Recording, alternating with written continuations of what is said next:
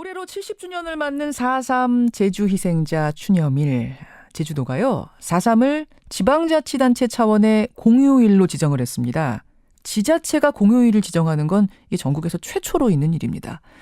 그런데 정작 정부가 난색을 표하고 있습니다. 지방 공휴일 지정에 대한 명확한 법적 근거가 없다. 또 다른 지자체와의 형평성 차원에서 이거는 문제가 된다라는 얘기인데요. 법적 대응 얘기까지 나오고 있는 상황입니다. 원희룡 제주지사 연결해서요, 이 4.3 공휴일 얘기도 좀 듣고요. 또 최근의 정치 현안도 짚어보죠. 원희룡 지사님 안녕하세요. 네, 안녕하세요. 그러니까 쉽게 말해서 제주도민만 4월 3일만 쉰다 이런 건가요? 제주도민 전체도 아니고요. 예. 제주도청과 도의회 공무원들에만 적용이 됩니다. 공무원들에만? 네, 민간에 적용이 되면 당장 뭐 휴일 수당이라든지 그 법적인 어떤 기간이 해당되는 여러 가지 문제들이 발생하기 때문에 예. 도의회에서 조례를 만들 때 처음부터 상징적인 의미를 중시를 했습니다. 예. 그럼 이제 두 가지 궁금증이 들어요. 하나는 그냥 공무원들만 쉬는 정도라면은 공휴일의 의미가 뭐 그렇게 있을 것 같지 않다라는 생각 하나. 또 하나는 그 정도의 공휴일이라면 또 정부가 뭐 그렇게까지 반대하나? 두 가지 생각이 다 드는데 어떻습니까? 우선 그 민간인들에게 적용이 되면 법적인 혼란이 일어나게 됩니다. 그래서 그 부분은 저희가 줄이려고 한 거고요. 예. 저희가 놀려고 하는 게 중점이 아니라 4.3 추념에 중점이 있기 때문에 예. 가능한 모든 방법들을 써서 예. 모두가 추념에 참여하도록 권고하는 그런 효과가 있게 됩니다. 예. 쉬자는 의미가 아니다 보니까 상징적으로 공휴일이라는 것, 그것을 강조하다 보니 일단 공무원부터 시작하자 이렇게 됐단 말씀이세요. 그렇습니다. 예. 근데 정부가 난색을 표하는 걸 보니까 지방자치단체가 나서서 공휴일을 조례로 제정한 거는 이거는 한 번도 없는 일인데다가 법률을 쭉 뒤져봐도 근거가 없는 일이다. 그래서 난감하다. 이게 뭐 싫다는 게 아니라 난감하다 이런 거거든요. 근데 정부도 그 취지에는 뭐 공감을 한다고 이야기는 하고 있습니다. 예. 근데 이제 그 공휴일에 대해서는 법으로만 정할 수 있도록 돼 있어서 정부의 난감한 입장은 저희가 이해를 못하는 건 아닙니다만은 예. 외국의 경우에 일본이나 미국의 경우에도 지방분권 차원에서 지방 공휴일이 지정이 됐거든요. 이런 게 남발되는 것을 막기 위한 장치야 저희들이 왜 뭐 그런 부분을 부정하겠습니까만은 예. 이 부분에서 무조건 안 된다고 할 게 아니라 진정으로 주민들에게 해당되는 그런 지방 공휴일의 경우에는 전향적으로 볼 필요가 있다고 봅니다. 제주 4.3의 경우에는 예. 유족만 68만 인구 중에 6만 명이 유족이고요. 예. 그 제주도민들 중에 4.3과 관계에 맺어지지 않은 사람이 거의 없을 정도입니다. 유족만 10분의 1이에요, 전체 인구에? 예, 6만 명입니다. 아하. 예, 그렇기 때문에 그 4.3은 저희가 하루 놀자라는 게 아니고 제주를 하나의 가족으로 본다면 가족의 가장 큰 대사인 거죠. 그러니까 지방 공휴일을 조례로 제정할 수 있다는 근거가 없다라는 게 정부의 얘기인데 지금 제주도의 얘기는 그렇다고 해서 조례로 제정할 수 없다는 근거도 없지 않느냐 이런 말씀. 네, 그렇습니다. 근데 정부는 이걸 소송으로 막겠다라고까지 나서고 있습니다. 법원에 제소하거나 집행정지 결정을 신청할 수 있다는 얘기가 지금 인사혁신처에서 나오거든요. 이럴 경우에는 그러면 어떻게 할 생각이세요? 그 조례가 법에 위반된다고 정부가 판단하면 대법원에 제소해서 법적인 이 통일성을 정리하도록 돼 있습니다. 그렇죠. 예. 조례가 처음 제정이 됐을 때는 정부의 제소 명령 때문에 저희가 제의 요구를 했거든요. 의회에다가.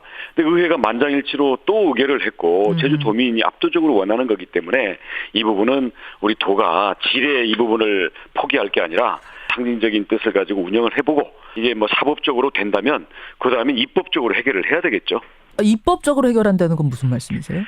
일본의 오키나와 경우에도 2차 대전 당시 희생 기념일이 있었거든요. 예. 지방 공휴일에 대해서 일본 정부가 10년 넘게 계속 부정을 하다가 결국 나중에는 그것을 국가 기념일로 지정을 해줬죠. 그런 식으로? 그러면 사법적으로 소송이 들어오면은 소송에 이길 수도 있다고 보세요?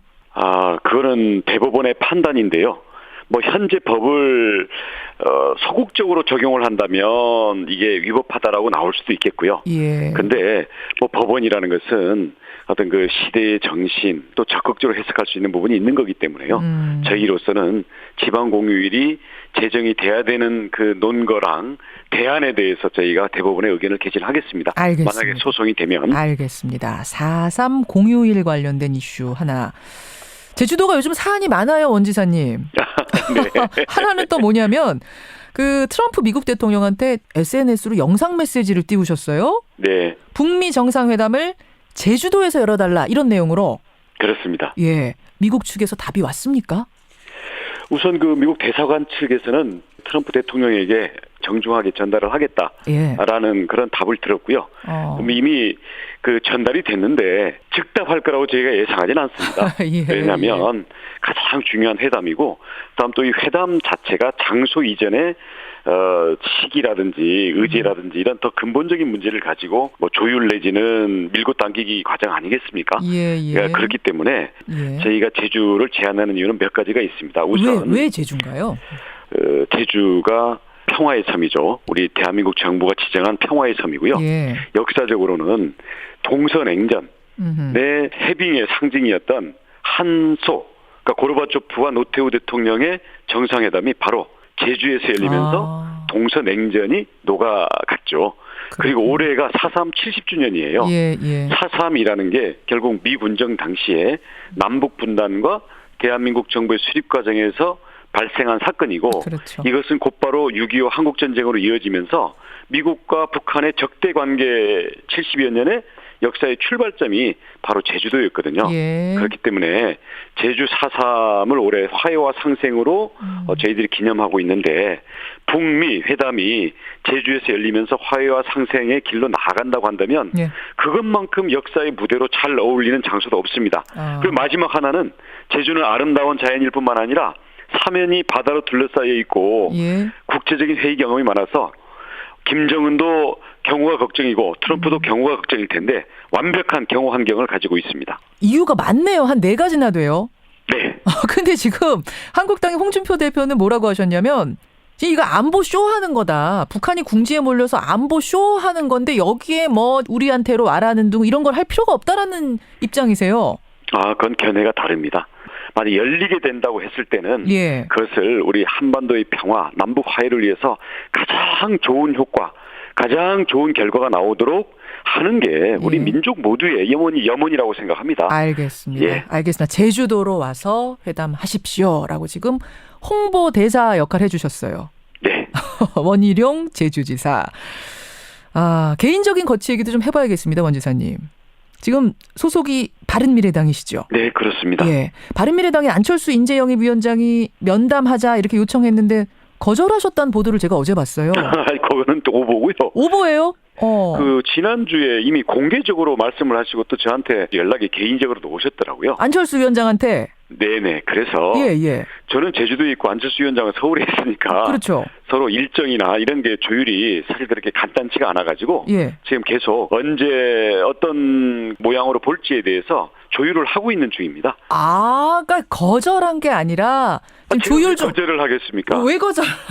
아니, 다른 당 사람도 얼마든지 필요하면 만나는데 어쨌거나 제가 소속한 당의 인재영입위원장이신데 제가 왜, 그리고 개인적으로도 제가 안철수 위원장에 대해서는 예전부터 인연도 있고요. 그래서 대신 이게 무슨 공개적으로 행사하듯이 만나는 것은 적절한지 이런 게 있어서 지금 조율 중이고요. 그렇군요. 만나시는 거군요. 그럼요. 자, 지금 말씀하셨어요. 어쨌거나 그러셨어요. 어쨌거나. 다른 당도 만나는데 어쨌거나 우리 당인데 왜 못 만납니까? 그럼요. 그 안에 지금 무슨 얘기가 있냐면, 그냥 제가 솔직하게 여쭙겠습니다. 사실은 당 활동 참여하지 않으신 지 꽤 되셨어요. 탈당이냐 아니냐 고민을 하고 계시는 건 맞죠? 왜냐하면 합당의 시기나 방식 그리고 내용 이 부분에 대해서 저랑 생각이 다른 부분이 많아요. 그리고 그런 의견들을 우리 안철수 대표한테 개진했던 건 아니고요. 우리 원래 소속했던 바른정당의 유승민 대표라든가 이렇게 개진을 했는데 일단은 그게 제대로 반영은 못된 상태예요. 국민의당하고 바른정당하고 합당하는 그 과정에서. 그렇습니다. 바른정당이야. 제가 새누리당 탈당하면서 함께 만든 당이니까 거기까지는 제가 책임을 지겠지만 국민의당하고 합당하는 과정에서 생각이 다른 부분이 많아가지고요. 그 연장선상에서 고민이 아직 매듭지어지질 못했습니다. 그렇군요. 네. 그러면 자유한국당으로 안 간다는 거는 현재로서 확실합니까? 네, 안 갑니다. 현재로서는 100%입니까? 네. 자유한국당은 아니다. 그럼 왜냐면 바른미래 예. 지금 정신 못 차렸잖아요. 정신 못 차렸습니까? 보시기에? 정신 한참 못 차렸습니다. 한참 못 차렸습니까? 네, 아니 왜 열심히들 지금 하고 있잖아요. 홍준표 대표도 뭐 인재 영입도 나서고 이래저래 뛰고 있는 장제원 대변인도 지금 뭐 강한 야당 얘기하시는데 아니라고 보세요? 국민들이 보고 판단하고 있습니다. 국민들 보시기에 아니다. 네. 그럼 거기는 안 간다. 네. 그러면 바른미래당 잔류냐 탈당이냐 이걸 놓고 지금 고민 중이신 건데 결정을 오래 끄실 수는 없어요. 지금 시간이. 그럼요. 예. 꽃도 한철인데. 근데 뭐 시간이 그렇게 무한정 있지 않다라는 건 잘 알고 있고요. 예. 대신 구체적 결론이 뭐 O냐 X냐 이게 중요한 게 아니고 예. 제가 정치를 시작해서 지금까지 온 과정에서 가장 중요하고 또 가장 우선시해서 계속 추구해야 될 게 무엇이고 그거의 가장 기본적인 방법이 뭐냐 이런 부분에 대해서 조금 더 마저 고민이 필요한 상황입니다. 그 국민의당하고 바른정당이 합당하는 과정에서 이게 조금 그 문제 제기도 하고 이건 좀 아니지 않느냐라고 하셨던 부분은 뭔가요? 우선 지방선거에는 2등이 없는 거거든요. 예. 야당의 건강한 견제 역량이 작동을 해야 됩니다. 예.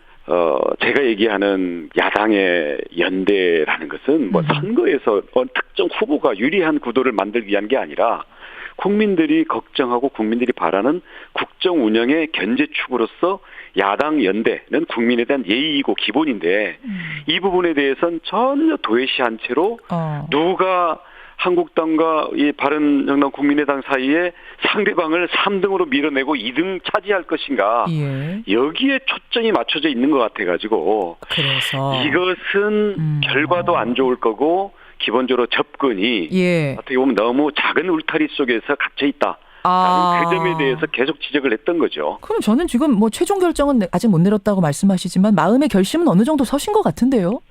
정치가 저 홀몸으로 하는 게 아니기 때문에 가장 가까운 우리 동지들, 보좌진들, 함께하는 분들하고 그 의논들을 해나가고 있습니다. 거의 모아져 가고 있습니다. 거의 모아져 가고 있는 한 뭐 7, 80% 모아져 가고 있는 그쪽은 탈당 쪽입니까?